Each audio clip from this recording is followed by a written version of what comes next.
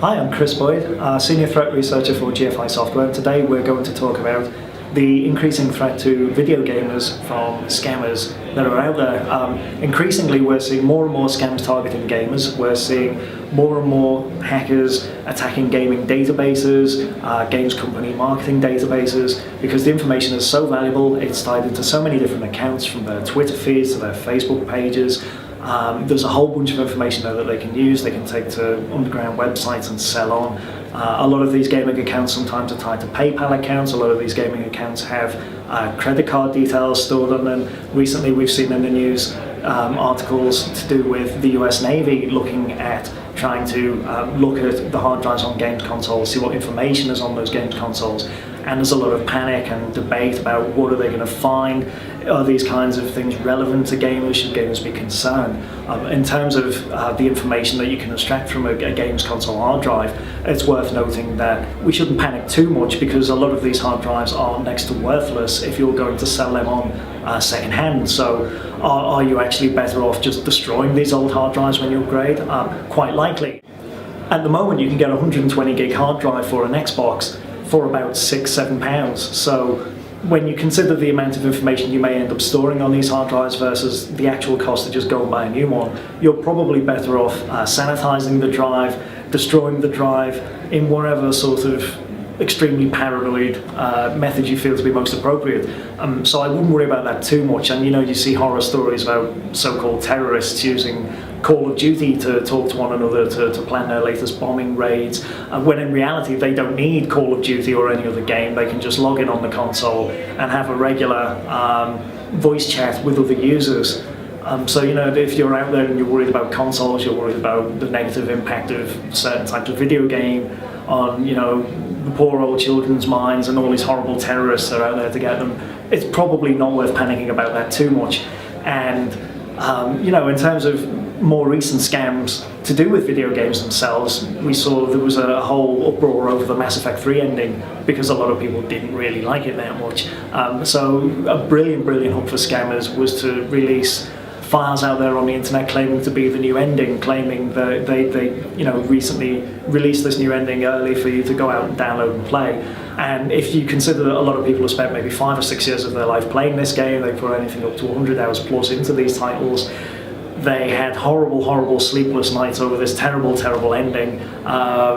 They're going to go out there, they're going to go online, they're going to download this thing. And a lot of these websites that were touting this so-called new downloadable ending, they took the user to survey scams, they took the user to fake downloads where they had to open numerous zip files to get additional download links. There would be surveys, there would be potentially malware, and they certainly didn't get this wonderful ending that they were hoping for. And video games companies and databases still continue to be juicy targets for anyone out there looking to get their hands on this information. So you've got to ask yourself, are you sharing the same password across your various gaming accounts? Are you falling into the old trap that people still do with their forum accounts unrelated to gaming? Are you using the same password on the payment methods that you attach to your gaming account? Is there information in there that you could probably remove that doesn't need to be in there? Locational information, old bits of data related to applications that you've stored on your console. Are you using applications on your console that have a decent privacy policy? Do you know where your information goes? I saw an application on the Xbox recently that asked me if I agree to install this application. Do I agree to the terms and conditions? Yes, no. And it didn't actually show me any terms or conditions. So it's worth noting that just because these applications are on these consoles, it doesn't mean they're fully finished. It doesn't mean all the information is there that you need to be there. And it's also worth taking into account advertising networks. It used to be the case that you would have all these ad networks on your PC, they would be tracking your moves, what you're doing, what you're looking at, and send this marketing information back to base. Now a lot of games have adverts built in, a lot of games have dynamic adverts in them, and you will see real-time adverts changing on the fly to the extent that the game designers will shape and shift their level design to make sure that you have maximum eyeball contact on these adverts. Are you aware of the advertising networks serving up these adverts? Are you aware of what they're doing with your information? Have you gone to the web pages of the advertising networks? Have you looked at the privacy policies? Are you taking into account that this is now a growing avenue of income for these games developers? Have you seen games on your Android that have, they say this will send information home to these advertising networks.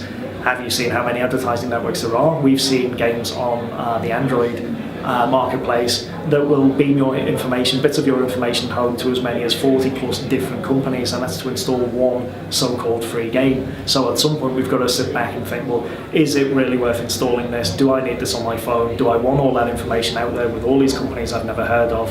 And I think we need to really look at the issue and do something about it.